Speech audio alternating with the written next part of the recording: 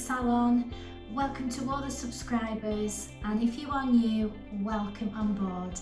This is Wendy's Pet Salon. I am Wendy. This is my little home salon. I've just been grooming my poodle Jen this Sunday afternoon. Here's there, Jen. He's just there. So I wanted to talk about the cleaning. We've done clippers in the week and I am still having difficulty with my phone and loading, so I do apologise about the delay with the videos loading on and being so late for you.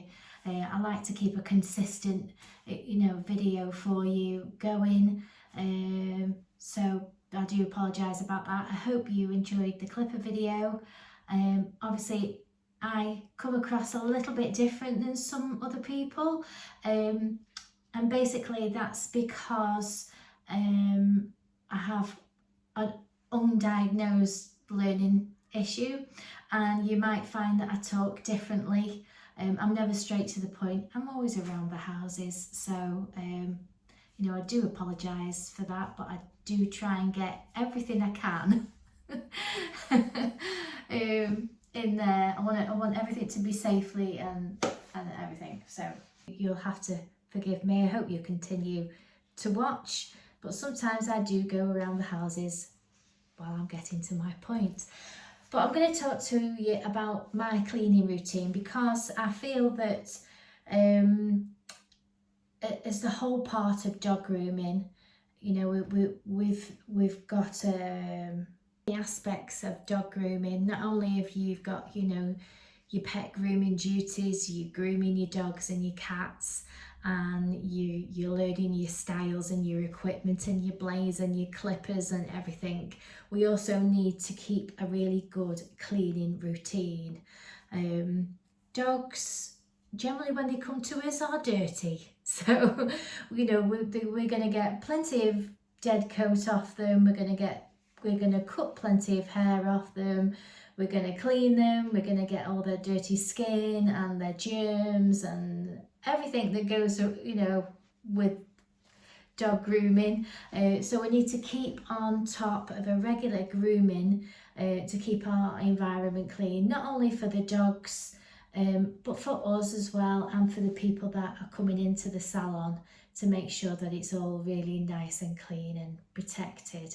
So what I generally do is, firstly, make sure that all the products that I use are safe for pets and non-toxic. If at all possible, nice to the environment, but not always, because we want to make sure that we're killing all these bacteria and viruses and stuff like that.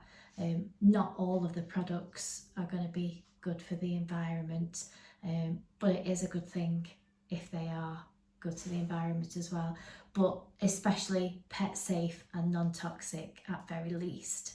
So some of the things that I use in the salon are a concentrated disinfectant. Now I normally use this Superfine one. Not only does it smell delicious, and it makes the room smell fresh all day, if I'm honest. I use it after each dog in the bath. I spray around the bath. I leave it on for a good 20-30 seconds, and then I rinse it round.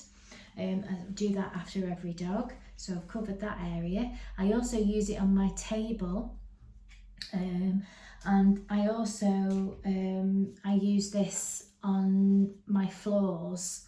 Not only is it a good disinfectant, but it's also a very good cleaning agent as well. So it cleans and it protects as well. So it's for bacterial and viral. I use this in my high traffic areas, so my entrance, around my grooming tables, my floors, my baths, back doors, and I also disinfect with it along my corridor outside here, where they sometimes have a little accident, and outside the back to protect the floors there, because obviously they do go to the toilet out there. So generally this is the one that I use, and I just make it up in a little spray bottle. It gives you all the information on the back here that it's, you know, it's a multi-purpose disinfectant, a broad spectrum disinfectant, ideal for cleaning, disinfecting grooming tables, work surfaces, floors, you know, as I was just saying. Your directions are there. The concentrate, 1 part concentrate to 80 parts of water. For heavy soiled areas, dilute 1 part to 20 parts water. So it is a very concentrated product, and it lasts me a long time because I only need a little bit of it. And one of those lasts me sort of a week. That can be made up for the week. For my tables and my baths and everything like that. What I also do is that before I disinfect and before I clean, I make sure that all the hair and everything is hoovered up in between each client. So once I've finished the client, hopefully I'll do this before the customer comes, but it doesn't always happen. But when the customer's gone, you know, for instance, I make sure everywhere is hoovered up, even along my side of my shelf, you know, hairs float on there, so I give it a quick hoover along there, all around the floor, all around my table. I do in here as well, and then I give it a quick mop if needed be. Generally, I just mop the once a day, so when I've finished, because generally the disinfectant will last 24 hours. So if I give it a good clean at night time, I do my hoovering and my spraying baths and tables during the day, and then I have my mop through at night and my tables as well. So that's my disinfectant. And also some, obviously, areas where you've got animals all the time can get smelly. It's sort of in the walls, hair and skin is getting blown around all the time. As much as you clean during the day, it sometimes does get extra smelly. If you know somebody that's got lots of dogs, you'll know that you don't always smell it when you've got lots of dogs. We've got 4. And we have to make sure that our cushions and our couch covers are always sort of cleaned all the time, because you get used to the dog smell. So sometimes what I will use is odour remover, which helps eliminate sort of smell. So every so often I give it a really good clean with it's sort of the same as odour kill. And I'll just give this you know, you can use it for washing blankets as well. You can, you know, you can put it in the washing machine as a softener. It is fully biodegradable. It's non-hazardous to humans and animals and vegetable life. And it's 1 part to 1 part odour remover between 100 and 1000 parts water. So 1 to 10 ml of product to 1 litre of water. So, and as we know, sort of bacteria as well can cause smells, like when dogs' teeth have got a bit, you know, placky and dirty in there, the bacteria actually smells. It's the bacteria smell that does. Also, what I use is this, because there's other viruses, although that is a broad spectrum, I always like to put this down as well. Being a grooming salon and I've got lots of dogs coming through, not so much new ones now, But when I was at the other salon, it was something that I used to do every once in a while because you know, we're having a lot of new dogs through the salon, and it was just really to keep on top, really, because I was when I was at college. We had this thing many years ago. This is in the 90s. We had different areas of the animal section. So we had sort of we had a pig area, we had chickens, turkeys, pets. You know, we had like a pet shop area, where we had a few reptiles and rabbits and guinea pigs and stuff like that. And then we had the grooming room. So I always used to like cleaning the grooming room. So I used to make sure that everything was hoovered and all the tables were done and all the bath was done and the equipment was wiped and everything. And we had to do a bit of an experiment, and we had to take swabs of different areas. Obviously, you know, the chicken area and the ducks, the turkeys, the pigs, the pet shop area and the grooming room. And we had like a little science department, and we did these little swabs, and then we went back, like say a week later, and it shows you the spores that were on this sort of petri dish. Anyway, there was like a tiny few on mine, so I was like, wow.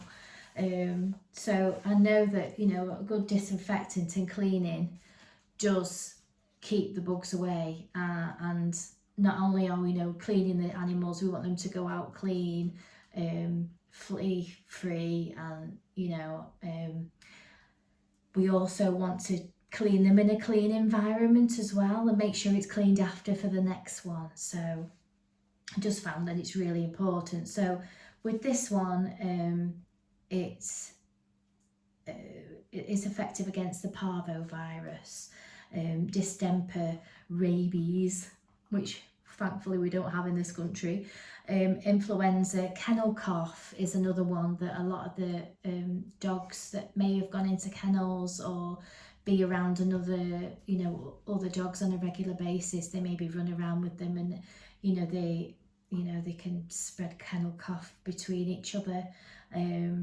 So E. coli, ringworm, salmonella, another one that I can't pronounce, but it even gets into to wood and cracked concrete. So if I have put this down, because obviously my dogs are in the back as well, so although their area is separate, this little area here they sometimes do go on to. So I make sure that when I'm, you know, washing out, I maybe just put this down every once in a while. So, but it's let me see now. This is diluted at 1 to 1000. So a 10 ml disinfectant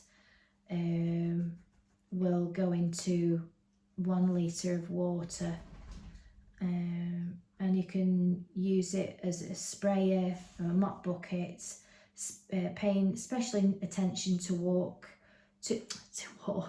walls, floors, and obviously if you were breeding, you know, your whelping areas. So obviously that's really important. So, you know, you sort of high traffic areas, you know, you can do that.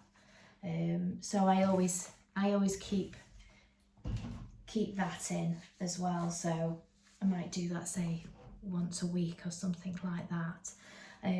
So I'll do my general cleaning as I go. So after each dog, hoover, like I said, hoover up, spray the bath, spray the table as like my normal general clean. And then say, you know, once a week, I'll pull everything out and give it an extra hoover and a wipe down, especially behind my grooming table. Make sure that I pull that away from the wall, and I clean the wall around the skirting boards, down the doors, corners, you know, all behind. I pull out all my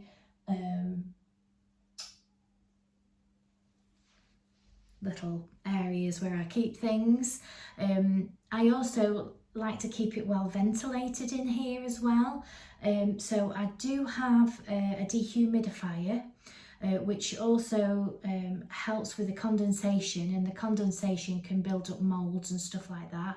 So that's good for that when it gets all steamy. So I'm not getting that build up of mould and condensation. Which is obviously better for us when we're in our environment. We're not breathing in mould spores. But it also benefits our equipment, because when you've got a very damp environment, it can affect your blades and your scissors. I know when I had a salon, before I moved into my established salon at Congleton, I had one for a year, and it was very, very damp in there. There was no heating, and we found that it was due to the fact that there was no ventilation properly. So I had to make sure, even on cold days, that I got a little crack of a window open to make sure I got no condensation building up.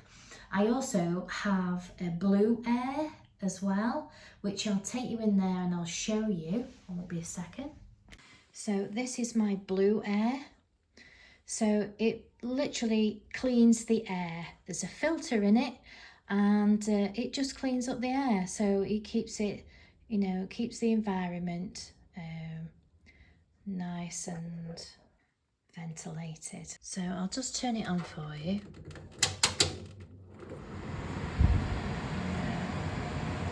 It just sucks in, and it just keeps the air nice and clear. It's nice in the any weather really, especially the warm weather. It wasn't a cheap thing to have, and we'll have to keep on top of the filters. The filters only last for so long. Jen! So obviously with an established cleaning routine, so you're doing your high traffic areas, you're doing your grooming tables, you're hoovering your floors, you know, disinfecting the baths. Also you need to sanitize your grooming equipment in between grooms. So obviously you're going to remove any hair. Now if you were going to spray them with a disinfectant, you need to make sure that they dry before you then use them again. But the other thing that you can do is you can use a UV. So generally I'll throw whatever I've been using in there, I remove any hair, give it a wipe if need be, and then I'll just turn it on for a minute or so, and then it's good to go. And then every so often I'll give them all a wipe down with some cleaning, you know, like the disinfectant. I give them a good wipe, and I'll just leave them to dry before then I use them again. So not only are you taking care of in between dogs, but then once a week having a good clean down, cleaning, you know, skirting boards, doors, walls, that type of thing. And on top of that, cleaning your towels, making sure you're using nice clean towels. If you're using the aqua cloths, making sure that you're putting them in sterilising fluid before the next one. You can rinse them out again, just so that you're not cross-contaminating. Like anything that I use in the bath, I generally use, I've got a little tub, which I have shown you before, a little tub where I keep sterilising fluid in there, and I just pop the, he knows the trees are here, I pop the silicone brushes inside there, and then I just rinse them, and I just rotate them so that I'm not putting the same one on the dog or the next dog. And once you get into that routine, it's a lot to remember, you know, remember what you've done. But once you've set out your routine and you start doing it every single time, it just becomes the norm. And the reason why I use sterilising fluid is because I feel that I can use it straight away. So once you've, say for instance, cleaned a baby bottle and got it out the steriliser, the sterilising fluid, you can rinse it with water and it's sterilised. I don't have to leave it to dry to then use it again. So I find with things like that in the bath, I use the sterilising fluid because it rinses off easier, and I know then it's safe to use on the dog. I don't use bleach on there because obviously that tends to cling. So if I was to leave them in bleach, I would really have to give them a very good rinse before I would put them on a dog. So I generally find the sterilising fluid is ideal for using things like that I need to use straight away because it'll rinse off a lot quicker. And I tend to use the sterilising tabs, the baby ones. You can get them at some of the well-known supermarkets. One I use, supermarket beginning with T. They do a box of 50 for next to nothing, and you can put half a tablet inside there and have those silicone brushes on rotation. So you've used one, you've rinsed it off, put it in the sterilising fluid, and then you use the other one. So I have poodle hair around my face, I do apologise. So you're choosing the right products, making sure that the pet's safe, non-toxic. Obviously, ideally, if they were environmentally friendly, would be ideal. But we also need to make sure that we've covered, like the disinfectant that I use, a broad spectrum. There are other disinfectants that, say, the vet use, the Trigene, I believe it's Trigene. I generally use the odour kill once in a while so that it keeps nice and fresh in here. I use the Parvo one because of the high traffic. It probably would be covered with the broad spectrum one, but I just have that as double. So I give that a good clean once a week and swill down on the areas where the dogs are actually going to the toilet, and things like that. The beauty of here is that I'm not crossing dogs. Nobody crosses. I'm doing it one at a time, so I'm able to keep on top of the cleaning a lot better than having dogs coming through. So if you're in an environment where you've got lots of dogs, it's even more important to keep a regular routine of grooming, especially in those high traffic areas and areas where you may be, say, storing. You might contain them in areas, making sure that they're all wipeable areas. I know my salon, I had perspex sheets and everything was perspex around it, the PVC, so I was able to wipe down and make sure that the areas were disinfectanted. So at least I knew for 24 hours that area is nice and protected. So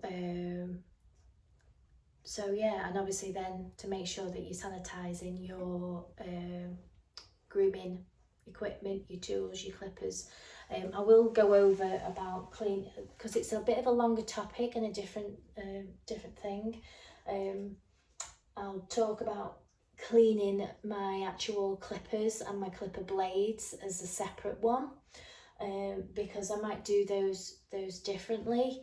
I use sprays and oils and clean them in a different way, and then I store them, and I have a little bit of a system where that if I know I've got like little tubs that I use, that I've used it, I put it in this tub, and then I know that it needs cleaning. The ones that lie flat are clean and ready to go. The ones in the tubs I've got to clean, so then I'll end up with a tub of blades like this that I need to clean. So last week I will have used these blades, so until I've cleaned them and oiled them, I don't use them again. that's just me. So yeah. So and then I can go through the different clipper oils that I use, and you know why I use them and what they're covered and stuff like that. I can do that in another video. So I know another lot of me talking. I'll of course add all the disinfectants that I use for protection in my little salon in the description. Obviously it's not just a disinfectant, the other one is a multi-use, so it's not only disinfecting, but that is what I use for cleaning. So anything that I need to clean down walls, I will use that. And Jen is waiting for more treats. Come here, sweetie. Just have a look. He's had a, oh, come here. Oh, Jen's had a trim today. I was going to do him on one, but let's just,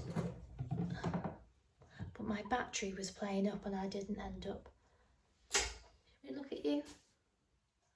He's back to being a poodle again, aren't you? Give me 5. That wasn't very good, was it? That was it. Oh, do I have to? You want to do another one? Give me 5. Yeah, that was better. Right, sit. So see if we do that one and then do that one. Good boy. That's all you get from Jen. He will give you paw. My Callie by Bichon, she likes to spin around in a circle. Kai, my Shih Tzu, you might get a sit out of him. Larry's, of course, I never taught him to sit because I always had him stood up for showing him and that, but he can sit. You're eating your hair. Oh, you've got treats in your... I wondered what you were doing. You've got treats in your hair now. I'll have to brush that out. Oh, I've just cleaned you and you've got treats in your hair. Look. Oh, I'm not washing you again. You'll have to have treats in your hair. You can save them for later. Oh. So I hope that gives you a bit of an idea as to how I clean my salon. Obviously, also what I do as well is I clean my handles because of COVID and bugs and what's that?